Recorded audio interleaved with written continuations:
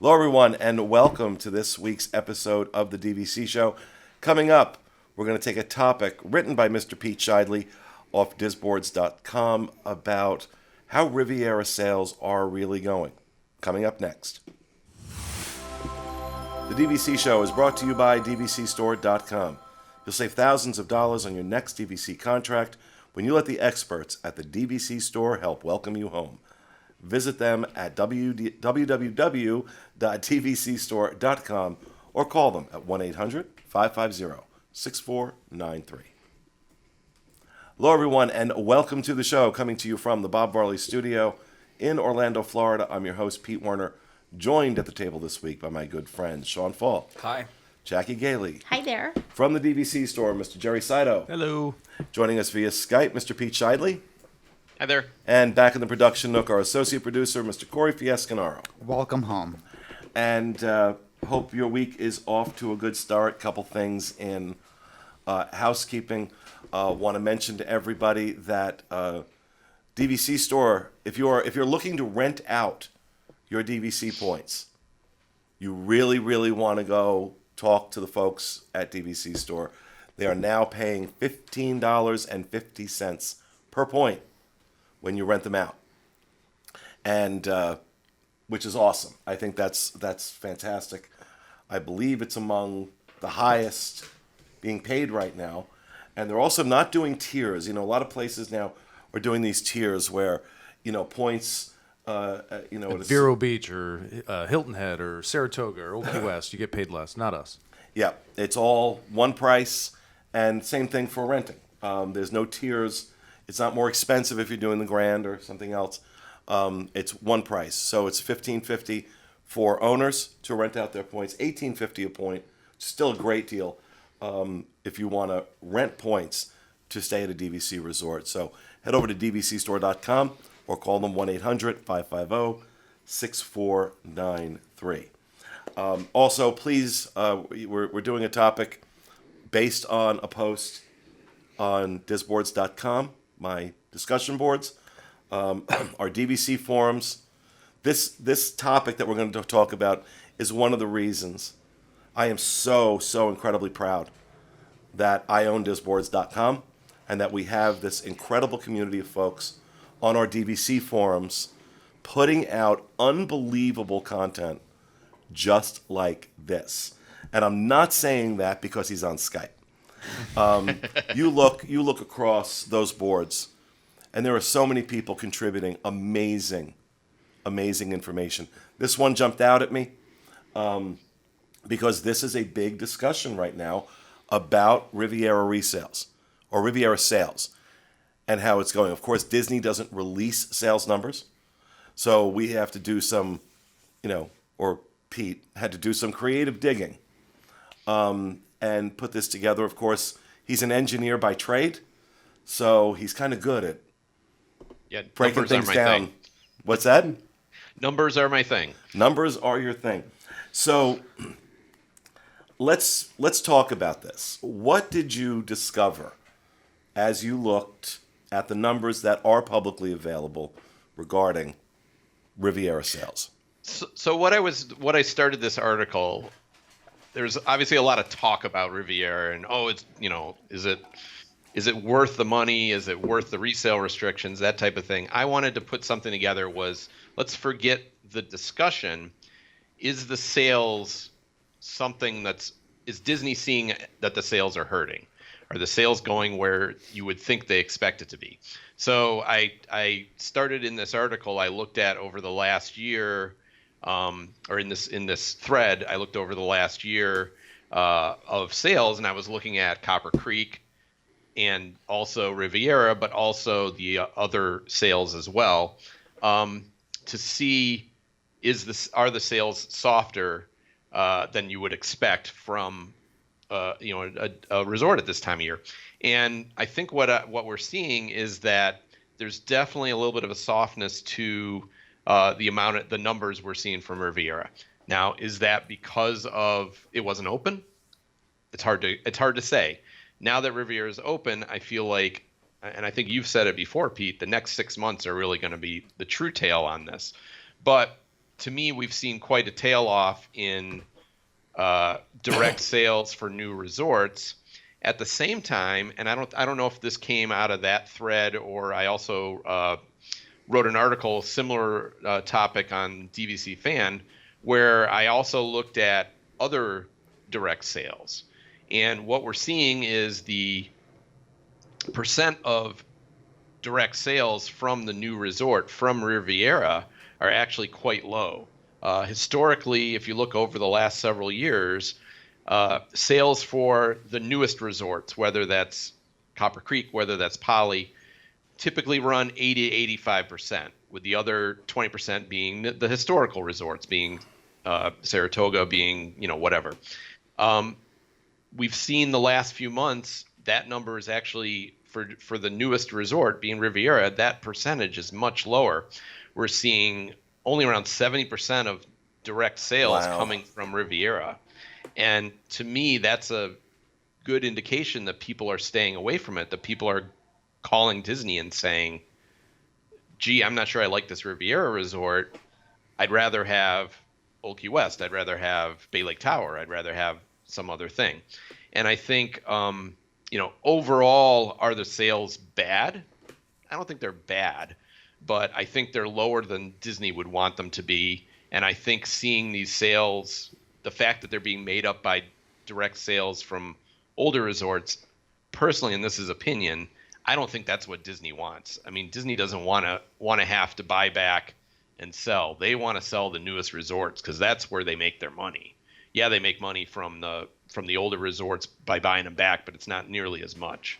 So that's what I got out of the thread.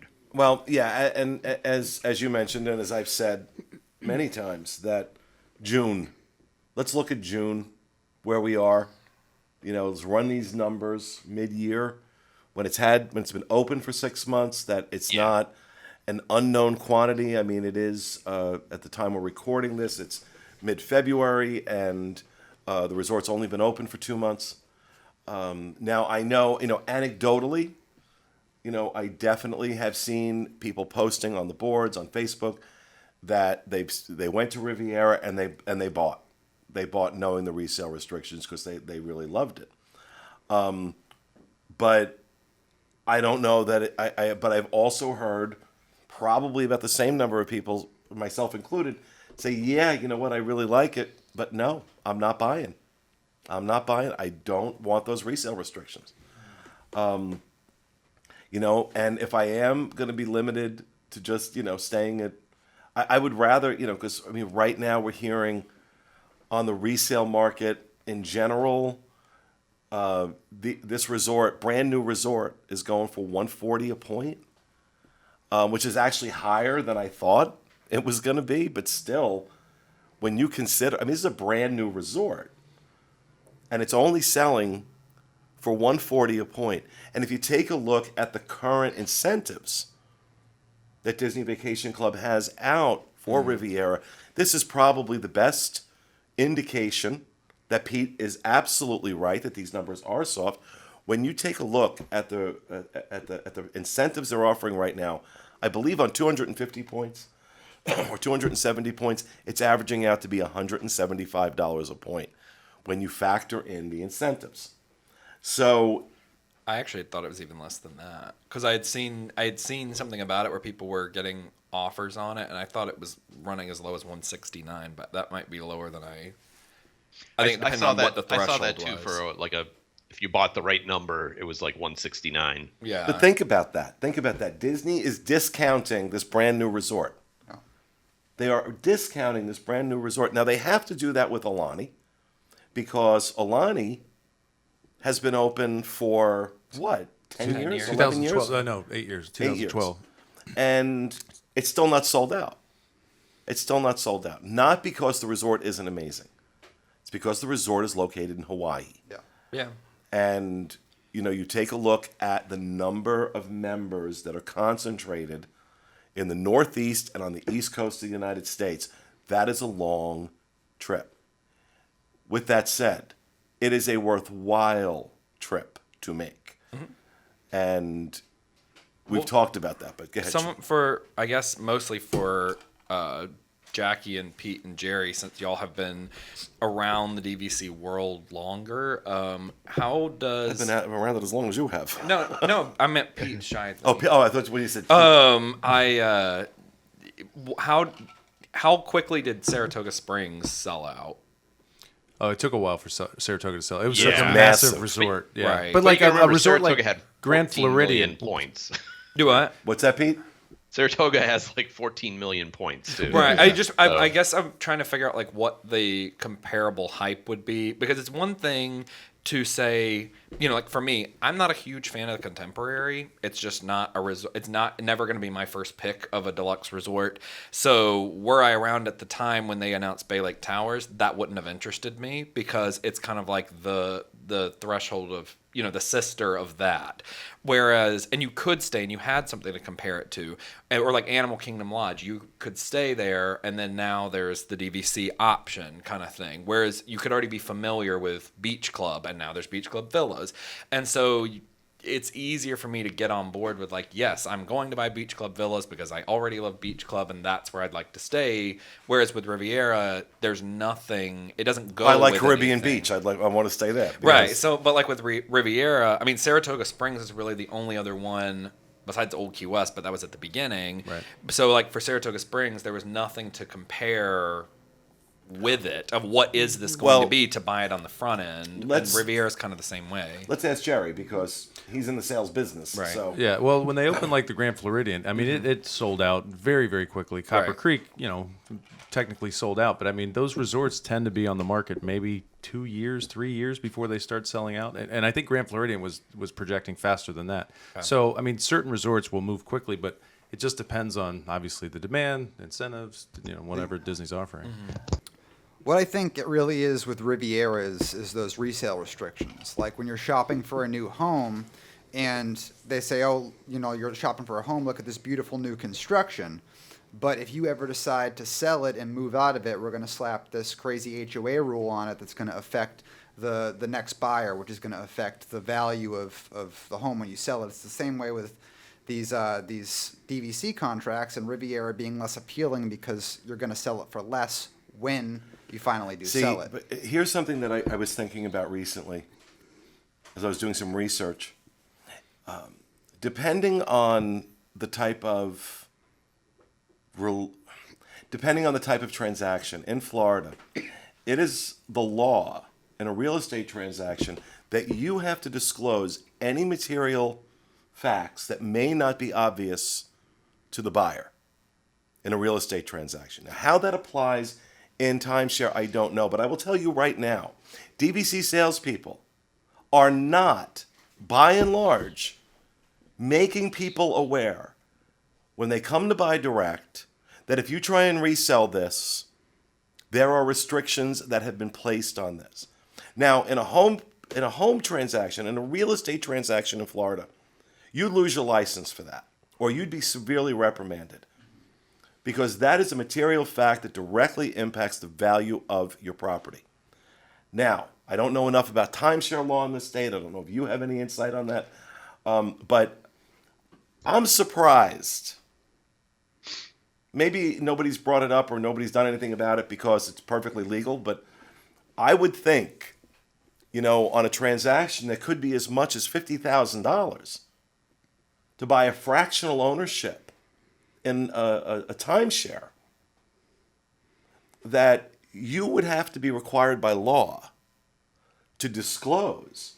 It might be disclosed, but in material, like in probably is in the paperwork, contract rather than, somewhere. and it is kind of ambiguous. Like I've seen some of those disclosures, and they don't really specifically tell you what the restriction is. So, and I wonder if Disney's dealing as a transaction broker rather than As a transactional broker, you don't have to disclose it. you have you to- do, but to a certain capacity. So I wonder what their position is in that transaction. Right. Well, I guess because they're representing both the buyer and the seller at the same time, Right. they are, by definition there, because Transaction. they are the seller, effectively. Yeah.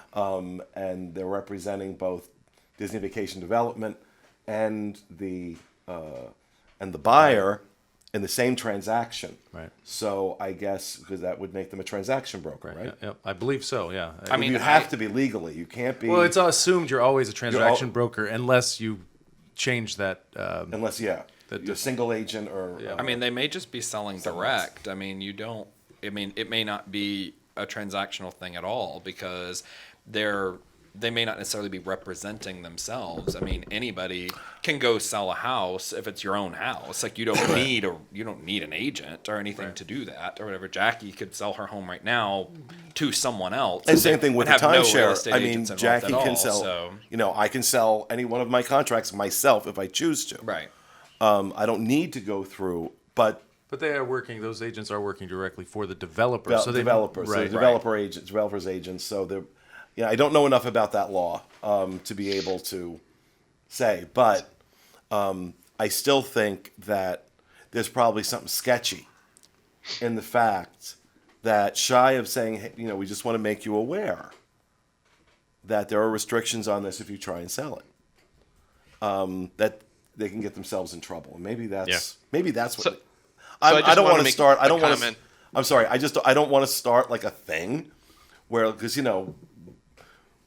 DVC members are wonderful, but we can be a little litigious when we're pissed off. I don't want to start a thing where people like band together and start some class action suit about the restrictions. But I've been thinking about that. I don't think there's a place to do it because I do think I'm sure they cover themselves, and do they come out right up front necessarily? Maybe they don't, but I'm sure if you ask about it, I'm sure it's in the materials. So I doubt that Disney's doing anything that's not above board in that respect. But I just wanted to step back to what Sean had commented about Saratoga Springs.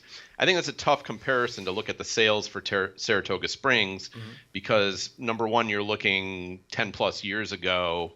And at the time, it was very common for them to have more than one resort open at a time for sales. And lately, it's been more individually.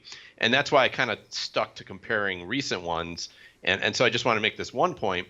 Copper Creek, for most of its, most of the time, it was selling by itself, which was for about 2 years, maybe a little less. It was averaging about 140,000 points per month of sales. Riviera, for the last 6 months or so, has only been averaging just right around 100,000 points per month. So it's, if you're looking the last two resorts, it's quite a drop off between Riviera and Copper Creek. And then there's another potential here. The prices, like back, 5 years ago, prices were not $188 a point. Like prices have gotten to the point where it's almost unreachable for some people. Yeah. Maintenance fees, maintenance fees were in the $6 range. Now at Riviera, they open Riviera, it's $8 and Yeah. I thought it was 9. no, it's one of the higher ones, but still, like again, maintenance fees are high, purchase price is high, so that could affect value. That could affect why they're not selling as good. And that's a good comparison for sure with Copper Creek. And what makes it even more surprising is with Copper Creek, there is also the option of Boulder Ridge. Like if you're getting it as resale, or you can still call your DVC guide and be like, hey, I want to buy at Boulder Ridge instead of that. When you have two DVC resorts in the same bubble of a resort, essentially, that are completely different, it doesn't. You've already cut off some of your audience because, I'm sure people who already own Boulder Ridge, they're like, well, I don't need to own Copper Creek too because I already own at this Wilderness Lodge area. So that's even worse for Riviera because Copper Creek kind of had a little bit of direct competition with itself because Boulder Ridge is there too, and you could buy a resale at Boulder Ridge for a lot less than you can at Copper Creek. And they don't make it attractive to buy those other properties. Like they're expensive. If you look at the prices for like Beach Club, Boardwalk, they're way up there. Yeah. Cheaper. Riviera's cheaper to buy than some of those sold out properties. Yeah, and that's another part of that is to think that the percent of direct sales coming from these older properties have gone up, but the prices on them have risen significantly in the last 2 years. It used to be all the resale a couple years ago. All the resale properties were around the same price, maybe even a little lower. Now they've raised it. Boardwalk is like $200 a point, and Beach Club's $230 or something like that. Yeah. So people are choosing more expensive properties over Riviera. Yeah. Well, let's make a prediction. I keep saying June. You know, we'll know in June. I agree. We should revisit this in like 6 months and have But another let's- conversation. But I'd like to make a prediction. Where do we think this conversation is going to be in June, Pete? Boy, it's tough because are the sales soft because the resort isn't open? We really don't have any numbers since it opened because it takes about 2 months for those numbers to go into the county registrar, which is where these numbers come from. My personal feeling is that it's going to continue. It's probably going to spike in the next couple of months, right when it first opened, and then I think it'll tail off again. I think it's going to continue to look soft. I think the resale restrictions are hurting them. I think even what Jerry said. I think the high point charts and the high maintenance fees are probably hurting them too. So we'll see though. Jerry, where are we going to be in June? I think sales are going to be soft for a while. I mean, sometimes when new resorts come on, if they're super popular, they sell quickly. But if people need time to kind of adjust to the change, But then- don't you think that DVC was kind of banking this was going to be one of those like quick selling? You know, it's a standalone resort, it's a deluxe resort where, you know, yeah, I got the feeling in the run up to the opening of Riviera that's where they were coming from, that they were expecting this to be another Grand Floridian. right, yeah. You know, they were the ones that were running that. This will be the Grand Floridian of Epcot. And that's where they were expecting this to go, and I don't think they're seeing those numbers. I personally think by June we're going to see. I think we will see a spike after opening, but I agree with Pete. I think it's going to level off, and I think it may level off to a point where they start getting nervous. Because if 3 months after opening, 4 months after opening, those sales numbers are still not rebounding the way they need them to, that's when we're going to see them start asking themselves questions. Should Yeah. we pull these restrictions? Because if you think about 100,000 points a month, that's a 7 million point resort. You're looking at almost like 5.5 years to sell out. I'm sure that is not what they want. No, not at all. What do you think, Sean? Where are we going to be in June? I think that I don't necessarily know about where we'll be in June. I do think this makes things very difficult as far as them pursuing openings, things like Reflections and all that. Because I mean, they're already gearing up for it. I mean, we know it's coming. We know it's something that's getting ready. And if they're going to have a hard time selling out Riviera, not a hard time, but if it's just going to take them a lot longer than they expected, then it kind of puts weird implications on what it's almost a good thing if you're somebody that wants the restrictions lifted, that like there is this time ticking, I guess, because if they haven't sold out Riviera yet, it's going to be really tough for them to be like, okay, well now we're opening Reflections too, and now they've got two resorts that are restricted competing against each other, and you know, that part's just going to be a mess as far as that goes.